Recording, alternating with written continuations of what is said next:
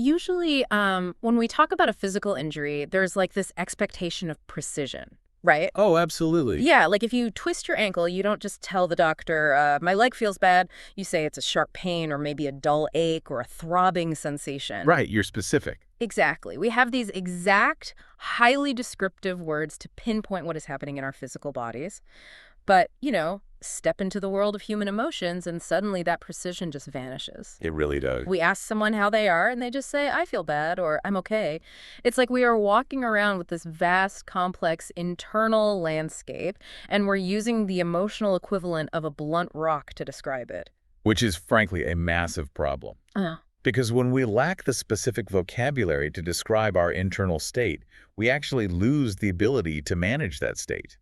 Diagnostic muddy waters lead to behavioral muddy waters. wow, that makes a lot of sense. Yeah, I mean, if you don't know what you're feeling, you really can't figure out what you need. So today, for you listening, we are upgrading that toolkit. We are doing a deep dive into a really fascinating transcript originally designed for English language learners, specifically to practice conversational expressions. And it is so much more than just a language lesson. It really is. Looking closely at this material, it's actually a masterclass in emotional intelligence.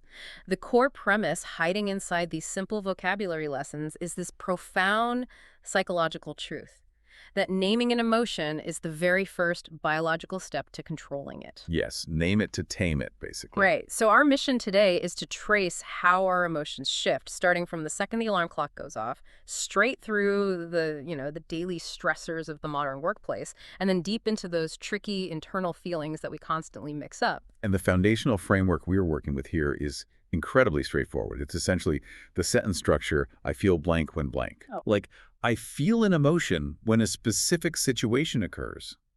I know it sounds like something you learn in grade school, but applying that precise structure in a high-stress adult environment like, say, a tense board meeting or a difficult conversation with a partner is incredibly powerful. Because it forces you to pause. Exactly. It shifts the brain from a state of reactive panic into a state of logical processing. Okay, so let's think about where that processing starts every single day for you. The alarm clock rings. We're looking at the morning routine and how we actually establish our baseline emotions. The text points out that in that very first second of consciousness, we actually have a tiny window to make a conscious choice about our baseline. Yeah, it highlights the choice to start with gratitude. When that alarm goes off, before the stress of the day really hits you, you can choose to feel grateful for something as immediate as, a comfortable warm bed. Right, just appreciating the blankets for a second. Yes. Gratitude here is defined as an act of appreciation. It's described as this warm, positive feeling in the chest. By explicitly stating to yourself, I am grateful for this bed, you are actively preventing your brain from immediately defaulting to stress. You are setting the day's anchor. Gravity always hits, though, doesn't it? The reality of the morning eventually sets in, the covers come off, and we have to face the physical toll of waking up. And the material draws a really sharp, necessary line here between two states that we often conflate, feeling tired versus feeling exhausted. Right, because they are not the same thing. Tiredness is primarily physical.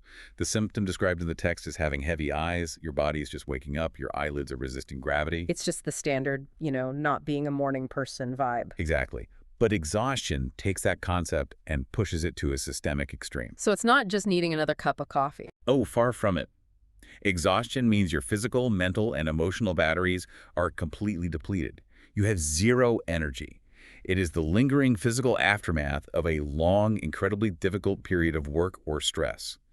When you are exhausted, your body is essentially demanding a complete shutdown. Wait, but let me ask you this. Is there really a difference between that heavy-eyed morning tiredness and the sheer heavy dread you feel staring at the ceiling on a Monday morning? Because just saying, I'm tired on Monday doesn't seem to cover the weight of knowing the whole work week is about to start. That is a great question. That Monday morning dread operates on an entirely different mechanism. It isn't just a lack of sleep, it's actually the feeling of being overwhelmed. Oh, overwhelmed. Yeah, overwhelm is one of the heaviest emotions we process. It happens when you have too much to do or too many conflicting feelings hitting you at the exact same time. The defining physical characteristic of being overwhelmed is paralysis. You feel completely stuck. Your brain just short circuits. Exactly. You don't know what to do first, so your brain just freezes. So picture sitting at your desk on a Monday morning. You open your laptop, and there are 50 unread emails, 3 project deadlines, and a flashing message from your boss. You just sit there, staring at the screen, totally frozen. You might think you're just tired, but your brain is actually short-circuiting from being overwhelmed. Yes, and to break that paralysis, the material offers a highly actionable strategy. When you feel overwhelmed and stuck by the sheer volume of inputs, the only way out is to narrow your vision completely. Also, You focus on doing just one small thing first. You don't look at the mountain, you look at the very first pebble. Taking it step by step regulates the nervous system and breaks that freeze response. so you clear one email, just one, Yep. and suddenly the ice cracks a little bit. Right. That takes us perfectly into the workplace itself, which is essentially an incubator for shifting emotional states. We are constantly bouncing between different types of stress, and our professional communication strategies are pested all day long. Let's look at the dynamics of a typical office meeting. Meetings provide such a great contrast in emotional energy. On one end of the spectrum, we have the passive, low-energy state of being bored. The material describes boredom as having an empty mind. Yeah, just nothing going on up there. Right. You have nothing interesting to do, no stimulation, and you find yourself repeatedly checking the clock. Your brain is essentially starved for engagement. But contrast that empty mind boredom with the acute high-energy terror of feeling embarrassed in that exact same meeting room. Oh, embarrassment is a fascinating emotion because it is purely social. The textbook example provided here is so visceral. You are sitting in a very quiet, serious meeting. Everyone is listening intently to a speaker, and suddenly your stomach makes a massive, incredibly loud rumbling noise. Oh no, everyone turns and looks at you. You feel that instant burning heat rising up your neck and right into your cheeks. Yes. Your face turns hot and red. That physical flush is the hallmark of embarrassment. It happens because you made a small, silly mistake or your body did something unexpected, and crucially, other people witnessed it. Right, the audience is the key. Exactly. If you are alone in your kitchen and your stomach rumbles, you feel absolutely nothing. Embarrassment requires an audience. The instinct is a desperate urge to hide or just disappear from the social gaze. Another great example they used was calling your teacher mom by accident.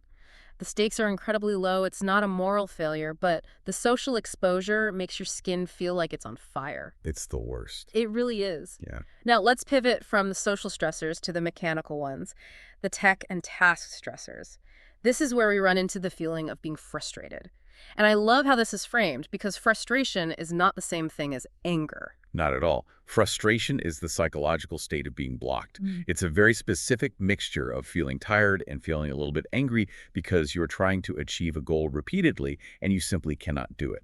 The defining feature is the obstacle. So it's the slow website. You click the page, you wait, nothing happens. You refresh, nothing happens. You aren't in a screaming rage, but you are blocked from doing your job. Or the physical equivalent they mentioned, trying to open a stubborn jar of food. You twist it with your bare hands, it doesn't move. You wrap a towel around the lid and squeeze, it still doesn't move. You want to fix a problem? You are applying effort, and the effort is yielding zero results. That creates the friction we call frustration. Okay, so if being frustrated is like hitting your head against a solid brick wall over and over again, what is the feeling of being annoyed? Because we use those words interchangeably in the office all the time. Yeah, people do mix them up. If frustration is the brick wall blocking your path, annoyance is a mosquito constantly buzzing in your ear. Oh, that's a great way to put it. Annoyance operates as a small feeling. It is a minor irritation rather than a massive blockage. Like a fly buzzing near your face while you type. Precisely. Or a coworker talking just a little too loudly on their phone in the cubicle next to yours. It doesn't physically stop you from doing your work like a broken computer does, but it acts as a constant low-level irritant that drains your focus. We spend so much time navigating these irritants and blockages, we really need to highlight the positive counterbalance. At the end of a brutal project, when you finally break through the frustration and survive the overwhelming inbox, you hit the feeling of being proud. Yes, proud is a strong, expansive, warm feeling. It is the internal reward mechanism that fires when you, or maybe someone you care about, accomplishes something difficult or does something good. Notice how the physical sensations contrast there? Being overwhelmed makes you feel paralyzed, stuck, and physically small. Being proud makes you feel strong, capable, and physically expansive. You sit up straighter. You do. Those are the loud, obvious emotions of the workday. The late buses, the broken tech, the big victories. But what happens when the stress isn't a loud blockage, but a quiet internal conflict? Yes, that brings us to what I think is the most valuable psychological dissection in this entire deep dive, separating the complex, quiet emotions that we constantly confuse. Let's start with the heavy hitters, feeling guilty versus feeling ashamed. Oh, these two are tangled together constantly, but separating them is vital for emotional health. Guilt is categorized as a heavy moral feeling. It is directly tied to a specific action. You feel guilty when you recognize that you did something wrong or caused someone harm. The material uses everyday examples, like forgetting a good friend's birthday or eating the very last piece of cake when you know your partner wanted it. It's the internal recognition of a mistake, like, I did a bad thing. Ashamed, however, is a much darker, much heavier beast. Shame is defined here as guilt combined with embarrassment. Guilt plus embarrassment. Think about the mechanics of that. It's intense. Guilt means you recognize the wrong action. Embarrassment, as we discussed with the stomach rumbling, brings a deep fear of social exposure and a desire to hide. When you combine them, you get shame. You feel terrible about what you did, and you have a desperate, consuming desire to hide that mistake so that nobody else discovers it. So guilt says, I made a mistake, I should apologize. Shame says, I am a mistake, I must hide. That is a massive distinction. If you can name that you are feeling ashamed rather than just guilty, you can recognize that your instinct to hide is actually making the feeling worse. Exactly. Okay, let's look at the temporal emotions, the feelings based on time. Nervous versus anxious. We use these words as synonyms all the time, but they describe very different relationships with time. Being nervous is strictly tied to a specific upcoming event. It has a clear trigger and a clear expiration date. Like, you feel nervous before you walk into a job interview, or right before you have to speak a new language in front of a native speaker, or before a big exam. Your body reacts, your palms get sweaty, your heart rate goes up. But the key is that once the interview is over, the nervousness just evaporates. Right. Anxious, on the other hand, operates without that clear expiration date. It is a longer, stronger, more persistent feeling. Anxiety is a diffuse worry about the future, where your mind loops endlessly and you simply cannot relax. The example given is feeling anxious before a long international trip. You are sitting at home, your bags are packed, and your brain just starts spinning. Did I forget my passport? Did I lock the back door? Will the flight be delayed? It's a busy, unquiet mind projecting disaster into the unknown future. If nervousness is a sprint toward a specific hurdle, anxiety is a treadmill of generalized worry.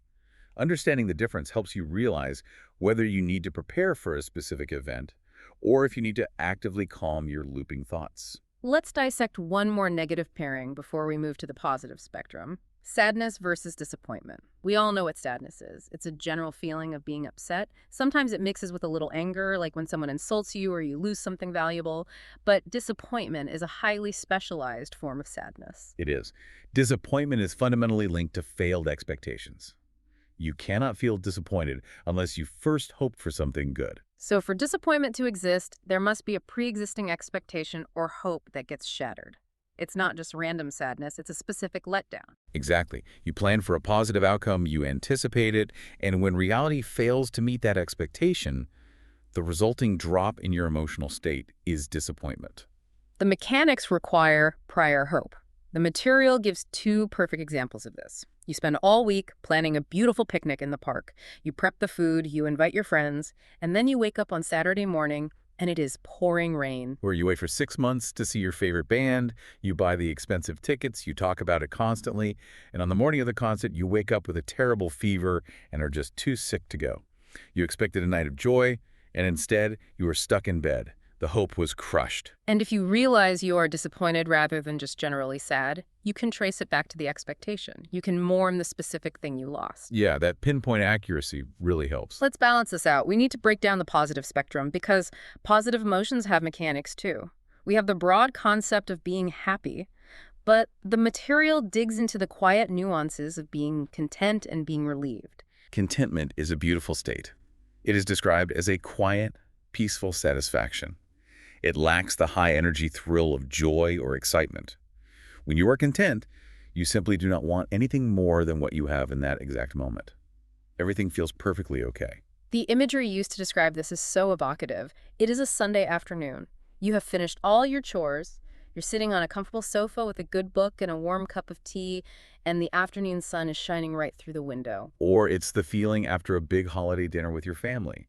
Everyone is talking quietly, the food was excellent, the room is warm. You aren't jumping up and down with happiness, you are experiencing deep, total satisfaction. Contrast that quiet, steady peace with the sharp, sudden exhalation of feeling relieved. Relief is entirely reactive. It is the physical and mental relaxation that occurs immediately after a period of intense worry or fear ends. The problem vanishes, and your body physically lets go of the tension. You take a huge, deep breath and just go, "Phew." It's the sound of the tension leaving your chest, like you think you lost your incredibly expensive phone. You check your pockets, your bag, the car. Your heart is racing. And then you reach into your winter coat and your hand closes around it. The wash of relaxation that hits you is relief. Or sitting in a doctor's office waiting for test results and hearing the doctor say everything is completely normal. The text notes that relief physically feels like a heavy weight being lifted directly off your shoulders. Okay, so we've mapped out the definitions. We understand the mechanics of frustration blockages, the shattered expectations of disappointment, the hiding instinct of shame. But how do we actually apply this? How do we express these complex internal states clearly in our daily interactions, especially in professional environments? This brings us to the role-play exercises and dialogue scripts. The overarching lesson here is the power of articulation. If you use a simple sentence structure like, "I feel frustrated," in a workplace email or meeting, you are handing the listener a map to your internal state. Right, instead of just lashing out. Exactly. If you walk up to a coworker and say, "I'm incredibly mad about this project," their immediate biological response is defensiveness. They prepare for a fight. But if you approach that same coworker and say, "I feel frustrated right now," you are communicating something entirely different. You are saying, "I'm trying to achieve a goal and I am blocked." That phrasing doesn't invite a fight, it actually invites the coworker to help you unblock the problem. It turns a conflict into a collaborative puzzle. And articulating positive emotions is just as critical. Saying, "I feel grateful" out loud to a team member doesn't just name your own internal state, it actively alters their emotional state. Sharing positive feelings builds mutual psychological safety. Let's run through some of the specific dialogue scripts provided for common daily interactions. Scenario 1 is a classic daily stressor. You're standing at the bus stop, the bus is 20 minutes late. You have a very important meeting across town that you are going to miss. What is the precise script to describe this internal cocktail? The script is, "I feel frustrated and anxious." Think about how perfectly accurate that is based on the mechanics we've discussed. You are frustrated because your physical goal of getting to work is blocked by a massive metal object that isn't arriving. You are anxious because your brain is spinning into the future, worrying about the professional consequences of missing the meeting. Naming both feelings validates the complete experience. Exactly. Now, let's look at scenario 2. An unexpected joy. Your best friend hands you a wrapped gift on a random Tuesday for absolutely no reason. The script, I feel surprised, happy, and grateful.